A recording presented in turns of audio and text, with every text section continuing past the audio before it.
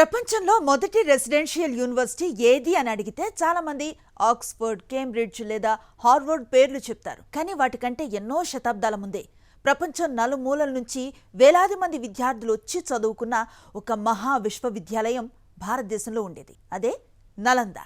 ఒకప్పుడు ప్రపంచానికి జ్ఞానదీపం వెలిగించిన ఈ విశ్వవిద్యాలయం తర్వాత ఒకే దాడిలో అగ్నికి ఆహుతైంది. అక్కడి గ్రంథాలయం నెలల తరబడి కాలిందని చరిత్ర చెబుతుంది. అసలు నలంద అంటే ఏంటి? ఎందుకు ప్రపంచం ఇప్పటికీ దాని గురించి మాట్లాడుకుంటోంది? ఈరోజు తెలుసుకునే ప్రయత్నం చేద్దాం. క్రీస్తు శకం 5వ శతాబ్దంలో గుప్త చక్రవర్తి కుమారగుప్తుడు నలంద విశ్వవిద్యాలయాన్ని స్థాపించినట్లుగా చరిత్ర చెబుతోంది. ప్రస్తుతం ఇది బీహార్ రాష్ట్రంలో ఉంది. అయితే ఆ ప్రాంత చరిత్ర ఇంకా పురాతనమైనది. గౌతమ్ బుద్ధుడు అనేక సార్లు అక్కడికొచ్చి బోధనలు చేశారని, జైనమత తీర్థంకరుడు మహావీరుడు కూడా ఆ ప్రాంతాన్ని సందర్శించారని చారిత్రక ఆధారాలు చెబుతున్నాయి.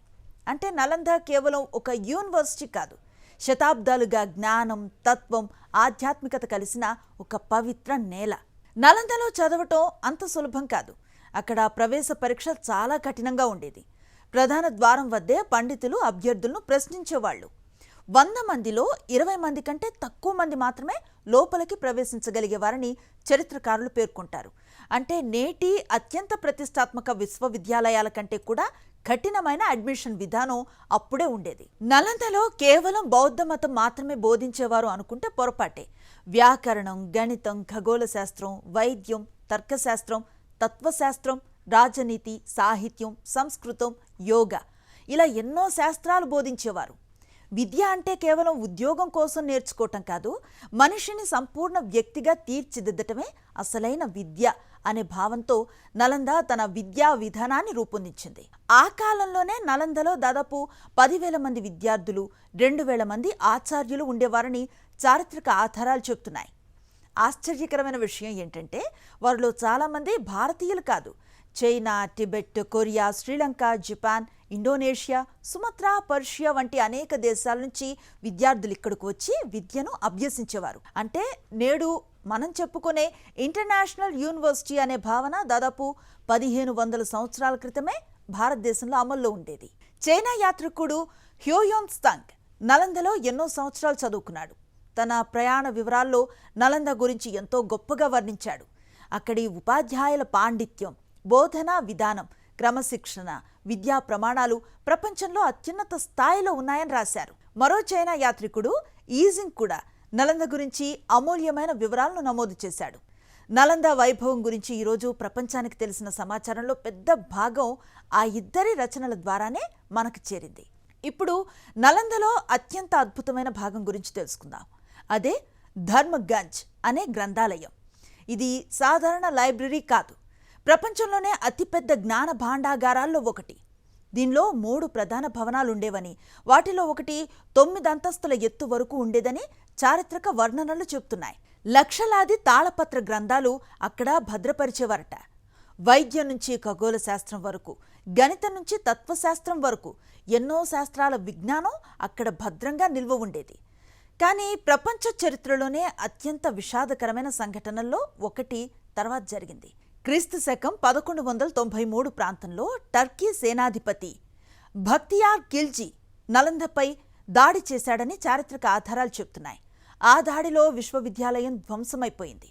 వేలాది మంది భిక్షువులు, ఆచార్యులు ప్రాణాలు కోల్పోయారు. అయితే అందరికంటే ఎక్కువ బాధ కలిగించే విషయం అక్కడి మహాగ్రంథాలయాన్ని తగలబెట్టడం. లక్షలాది తాళపత్ర గ్రంథాలు అగ్నికి ఆహుతయ్యాయి.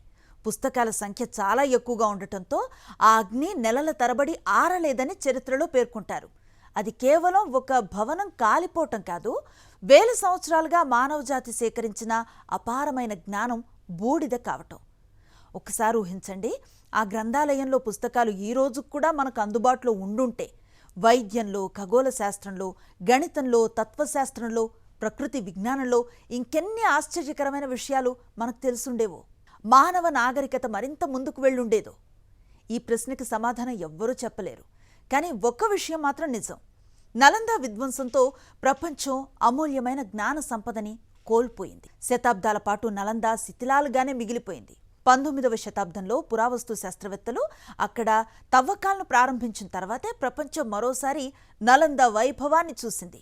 ఇటుకలతో నిర్మించిన భారీ విద్యాభవనాలు, విద్యార్థుల వసతి గృహాలు, ధ్యాన మందిరాలు, స్తూపాలు, ప్రార్థనా స్థలాలు వెలుగులోకొచ్చాయి. ప్రతి ఇటుక కూడా ఒక గొప్ప నాగరికత కథను చెబుతున్నట్లుగా కనిపించింది. 2016లో నలందా శిథిలాలను యునెస్కో ప్రపంచ వారసత్వ సంపదగా గుర్తించింది. అది భారతదేశానికే కాదు, ప్రపంచ జ్ఞాన చరిత్రకు లభించిన ఒక గౌరవం. అంతేకాదు, ఆధునిక నలంద విశ్వవిద్యాలయం కూడా తిరిగి ప్రారంభమైంది. గత వైభవాన్ని గుర్తు చేసుకుంటూనే భవిష్యత్ తరాలకి జ్ఞానాన్ని అందించాలి అనే లక్ష్యంతో అది మళ్లీ తన ప్రయాణాన్ని కొనసాగిస్తుంది.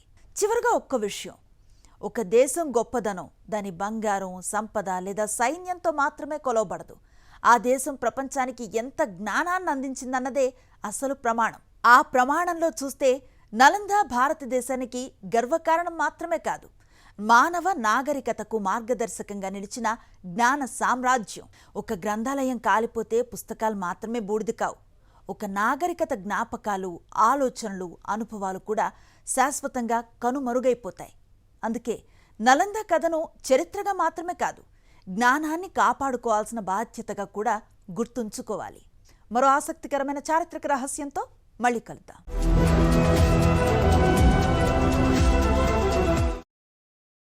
మరిన్ని అప్డేట్స్ కోసం ఛానల్ను సబ్స్క్రైబ్ చేయండి. నోటిఫికేషన్స్ కోసం బెల్ ఐకాన్ పై క్లిక్ చేయండి.